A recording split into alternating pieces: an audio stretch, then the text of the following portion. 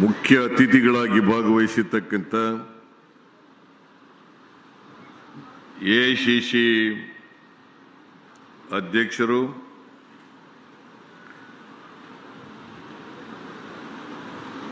ದೇಶದ ರಾಜ್ಯಸಭೆಯಲ್ಲಿ ವಿರೋಧ ಪಕ್ಷದ ನಾಯಕರು ಆಗಿರ್ತಕ್ಕಂಥ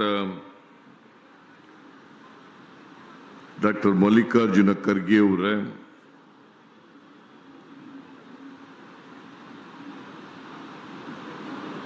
ವೈದ್ಯಕೀಯ ಶಿಕ್ಷಣ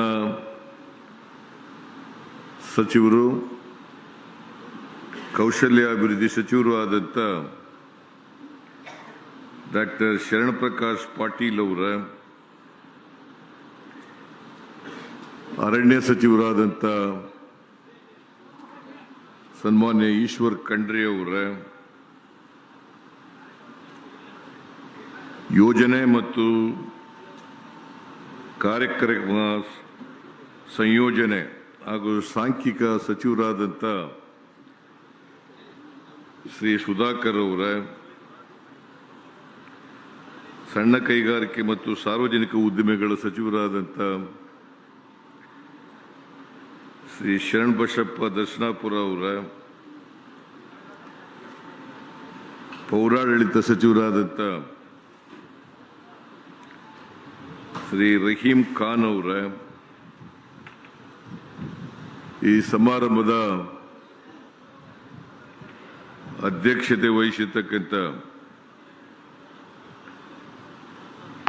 ಶ್ರೀ ಅಲ್ಲಂ ಪ್ರಭು ಪಾಟೀಲ್ ಅವರ,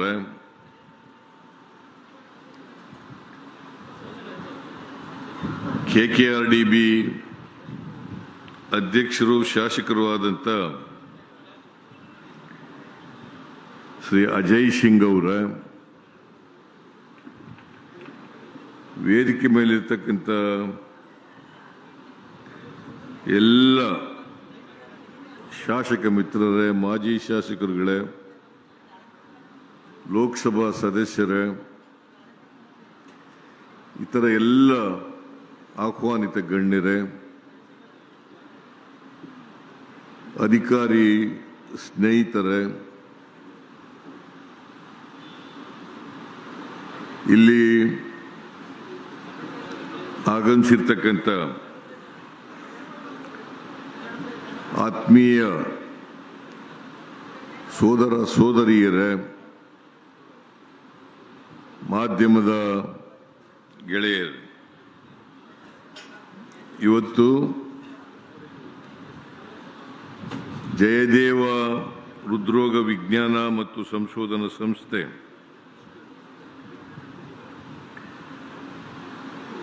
ಅದರ ಬ್ರಾಂಚ್ ಅನ್ನ ಗುಲ್ಬರ್ಗ ನಗರದಲ್ಲಿ ಉದ್ಘಾಟನೆಯನ್ನು ನಾವೆಲ್ಲರೂ ಕೂಡ ಮಾಡಿದ್ದೇವೆ. ಈ ಉದ್ಘಾಟನಾ ಸಮಾರಂಭದಲ್ಲಿ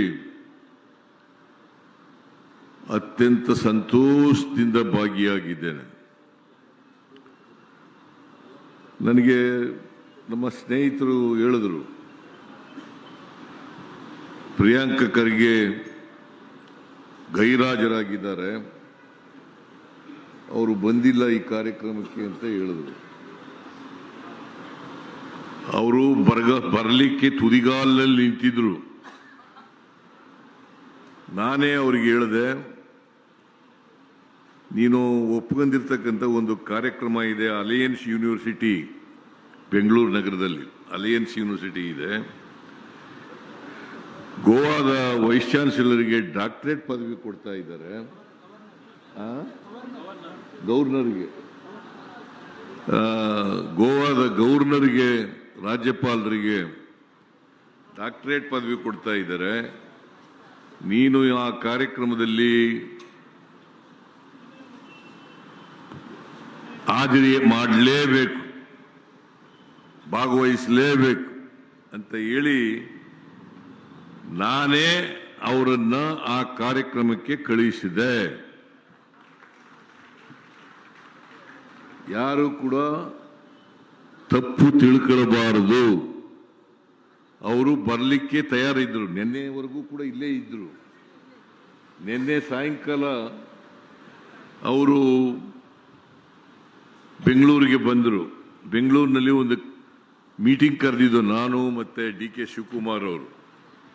ಆ ಮೀಟಿಂಗ್ ಏನಪ್ಪ ಅಂತಂದರೆ, ಬೆಳಗಾವಿನಲ್ಲಿ ನಡೀತಾ ಇರ್ತಕ್ಕಂಥ ನಮ್ಮ ಕಾಂಗ್ರೆಸ್ ಅಧಿವೇಶನದ ಶತಮಾನೋತ್ಸವ, ಆ ಕಾರ್ಯಕ್ರಮಕ್ಕೆ ಪೂರ್ವಭಾವಿ ಸಿದ್ಧತಾ ಸಭೆಯನ್ನು ಕರೆದಿದ್ದು. ಆ ಸಭೆಯಲ್ಲಿ ಭಾಗವಹಿಸಲಿಕ್ಕೆ ಬಂದಿದ್ದರು. ಮತ್ತು ಇವತ್ತು ಅಲಯನ್ಸ್ ಯೂನಿವರ್ಸಿಟಿ ಸಮಾರೋಪ ಸಭೆ ಕಾರ್ಯಕ್ರಮದಲ್ಲಿ ಭಾಗವಹಿಸ್ತಕ್ಕಂಥದ್ದನ್ನು ಮಾಡ್ತಾ ಇದ್ದಾರೆ. ಹಾಗಾಗಿ ಅವರು ಬಂದಿಲ್ಲ ಅಂತಕ್ಕಂಥದ್ದನ್ನು ಸ್ಪಷ್ಟಪಡಿಸಲಿಕ್ಕೆ ಬಯಸ್ತಾ ಇದ್ದೇನೆ. ಈ ಕಾರ್ಯಕ್ರಮದ ಎಲ್ಲ ಸಿದ್ಧತೆಯನ್ನು ಮಾಡಿಬಿಟ್ಟು ಹೋಗಿದ್ರು. ಶರಣ್ ಪ್ರಕಾಶ್ ಜೊತೆಯಲ್ಲಿ ಈ ಕಾರ್ಯಕ್ರಮದ ಎಲ್ಲ ಸಿದ್ಧತೆಯನ್ನು ಕೂಡ ಮಾಡಿ ಹೋಗಿದ್ರು. ಹಾಗಾಗಿ ಬಂದಿಲ್ಲ. ಇಲ್ಲದೆ ಹೋದರೆ ಬರ್ತಾ ಇದ್ರು. ಯಾರು ಇದ್ರ ಬಗ್ಗೆ ಬೇರೆ ಅಭಿಪ್ರಾಯವನ್ನು ವ್ಯಕ್ತ ಮಾಡಬೇಕಾದಂಥ ಅಗತ್ಯ ಇಲ್ಲ ಅಂತಕ್ಕಂಥ ಮಾತುಗಳನ್ನು ಸ್ಪಷ್ಟ ಮಾಡಿ, ಇವತ್ತು ಜಯದೇವ ಹೃದ್ರೋಗ ಆಸ್ಪತ್ರೆಯನ್ನು ಗುಲ್ಬರ್ಗದಲ್ಲಿ ಉದ್ಘಾಟನೆಯನ್ನು ಮಾಡಿದ್ದೇವೆ. 2016ರಲ್ಲಿ ಇದನ್ನು 2016 ನಾನು ಹಿಂದೆ ಮುಖ್ಯಮಂತ್ರಿ ಆಗಿರುವಾಗ ಇದಕ್ಕೆ ಮಂಜೂರಾತಿಯನ್ನು ಕೊಟ್ಟಿದ್ದೆ. ಬೆಂಗಳೂರಿನಲ್ಲಿ ಮಾತ್ರ ಜಯದೇವ ಹೃದ್ರೋಗ ಸಂಸ್ಥೆ ಇತ್ತು. ರಾಜ್ಯದ ಅನೇಕ ಭಾಗಗಳಿಂದ ರೋಗಿಗಳು, ಹೃದಯದ ಕಾಯಿಲೆ ಇರ್ತಕ್ಕಂಥ ರೋಗಿಗಳು ಬೆಂಗಳೂರಿಗೆ ಬರಬೇಕಾಗಿತ್ತು. ಅದಕ್ಕೋಸ್ಕರ ಗುಲ್ಬರ್ಗಾದಲ್ಲಿ ಒಂದು ಬ್ರಾಂಚನ್ನು ಮಾಡಬೇಕು, ಶಾಖೆಯನ್ನು ಮಾಡಬೇಕು. ಮೈಸೂರಿನಲ್ಲಿ ಒಂದು ಶಾಖೆಯನ್ನು ಮಾಡಬೇಕು, ಹುಬ್ಬಳ್ಳಿನಲ್ಲಿ ಒಂದು ಶಾಖೆಯನ್ನು ಮಾಡಬೇಕು ಅಂತೇಳಿ ತೀರ್ಮಾನ ಮಾಡಿ ಮೈಸೂರಿನಲ್ಲಿ ಈಗಾಗಲೇ ಪ್ರಾರಂಭ ಆಗಿ ಕೆಲಸ ಮಾಡ್ತಾ ಇದೆ. ಸುಮಾರು 400 ಹಾಸಿಗೆಗಳು ಸಾಮರ್ಥ್ಯ ಇರ್ತಕ್ಕಂಥ ಆಸ್ಪತ್ರೆ ಅಲ್ಲಿ ಪ್ರಾರಂಭ ಆಗಿದೆ. ಗುಲ್ಬರ್ಗದಲ್ಲಿ 371. ನಾನು ಕೇಳಿದೆ, ಯಾಕ್ರಿ 371 ಮಾಡಿದ್ದೀರಿ ಅಂತಂದ್ರೆ, ಇಲ್ಲಿ ಕಲಬುರಗಿ ವಿಭಾಗದಲ್ಲಿ 371J ಸಂವಿಧಾನಕ್ಕೆ ತಿದ್ದುಪಡಿಯಾಗಿ ಸೇರ್ಪಡೆಯಾಗಿದೆ. ಅದಕ್ಕೋಸ್ಕರ 371 ಹಾಸಿಗೆಗಳ ಸಾಮರ್ಥ್ಯ ಇರತಕ್ಕಂಥ ಆಸ್ಪತ್ರೆ ಇಲ್ಲಿ ನಿರ್ಮಾಣ ಆಗಿದೆ. ಬಹುಶಃ ಜಯದೇವ ಆಸ್ಪತ್ರೆ ಕ್ಲೀನ್ಲಿನೆಸ್ಗೆ ಮತ್ತೆ ಮೇಂಟೆನೆನ್ಸ್ಗೆ ಬಹಳ ಹೆಸರಾಗಿರ್ತಕ್ಕಂಥ ಆಸ್ಪತ್ರೆ. ಬೆಂಗಳೂರಿನಲ್ಲೂ ಕೂಡ ಕ್ಲೀನ್ಲಿನೆಸ್ ಇದೆ, ಒಳ್ಳೆ ಮೇಂಟೆನೆನ್ಸ್ ಇದೆ. ಅದೇ ರೀತಿ ಮೈಸೂರಿನಲ್ಲೂ ಕೂಡ ಒಳ್ಳೆ ಮೇಂಟೆನೆನ್ಸ್ ಇದೆ. ಅದೇ ರೀತಿ ಕ್ಲೀನ್ಲಿನೆಸ್ ಕೂಡ ಇದೆ. ನಾನು ಅದಕ್ಕೆ ಹೇಳ್ತಾ ಇದ್ದೆ ಶರಣ್ ಪ್ರಕಾಶ್ ಪಾಟೀಲ್ ಅವರಿಗೆ, ಅವರು ವೈದ್ಯಕೀಯ ಶಿಕ್ಷಣ ಸಚಿವರು ಕೂಡ, ಮತ್ತೆ ಈ ಭಾಗದಿಂದ ಗುಲ್ಬರ್ಗದಿಂದ ಜಿಲ್ಲೆಯಲ್ಲಿ ಬಂದಿರೋರಾಗಿರೋದ್ರಿಂದ ಈ ಆಸ್ಪತ್ರೆ ಬೇರೆ 2 ಆಸ್ಪತ್ರೆಗಳಿಗಿಂತ ಚೊಕ್ಕಟವಾಗಿರಬೇಕು ಅಂತಕ್ಕಂಥ ಮಾತನ್ನು ಹೇಳಿದ್ದೇನೆ. ಚೊಕ್ಕಟವಾಗಿರಬೇಕು. ಯಾಕೆಂದರೆ ಆಸ್ಪತ್ರೆ ಚೊಕ್ಕಟವಾಗಿದ್ದರೆ ರೋಗಿಗಳಿಗೆ ಬೇರೆ ಕಾಯಿಲೆ ಬರೋದು ತಪ್ಪೋಯ್ತದೆ.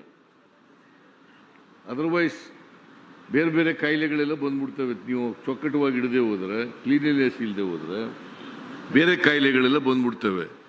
ಸೊ ಯಾವ ರೋಗ ಬಂದಿದೆ ಆ ರೋಗ ಹೆಚ್ಚು ಬಹಳ ಜಾಗ್ರತೆ ಗುಣಮುಖ ಆಗಲಿಕ್ಕೆ ಸಾಧ್ಯ ಆಗ್ತದೆ. ಅದಕ್ಕೋಸ್ಕರವಾಗಿ ಕ್ಲೀನ್ಲಿನೆಸ್ಸು ಬಹಳ ಇಂಪಾರ್ಟೆಂಟ್. ಅದಕ್ಕೆ ನಾವು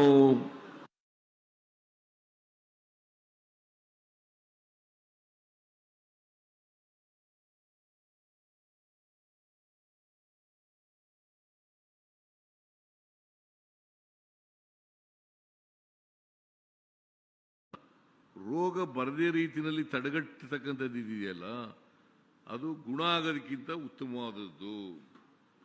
ಬೆಟರ್ ದ್ಯಾನ್ ಕ್ಯೂರ್. ಈಗ ರೋಗ ಬಂದಾಗ ವಾಸಿ ಮಾಡ್ಕೊಳ್ಳೋದು ಬೇರೆ, ರೋಗ ಬರದೇನೆ ತಡೆಗಟ್ಟೋದಿದೆಯಲ್ಲ ಅದು ಬಹಳ ಮುಖ್ಯ. ಆ ಕೆಲಸವನ್ನ ಮಾಡಬೇಕು ಅಂತಕ್ಕಂಥ ಮಾತುಗಳನ್ನು ಹೇಳ್ತಾ ಇದ್ದೀನಿ. ಈಗ ಗುಲ್ಬರ್ಗ ವಿಭಾಗದಲ್ಲಿ, ಕಲಬುರಗಿ ವಿಭಾಗದಲ್ಲಿ ಖರ್ಗೆಯವರು ಅನೇಕ ವರ್ಷಗಳ ಕಾಲ ಶಾಸಕರಾಗಿ, ಮಂತ್ರಿಯಾಗಿ, ಕೇಂದ್ರದಲ್ಲಿ ಮಂತ್ರಿಯಾಗಿ, ರಾಜ್ಯಸಭಾ ಸದಸ್ಯರಾಗಿ, ಲೋಕಸಭಾ ಸದಸ್ಯರಾಗಿ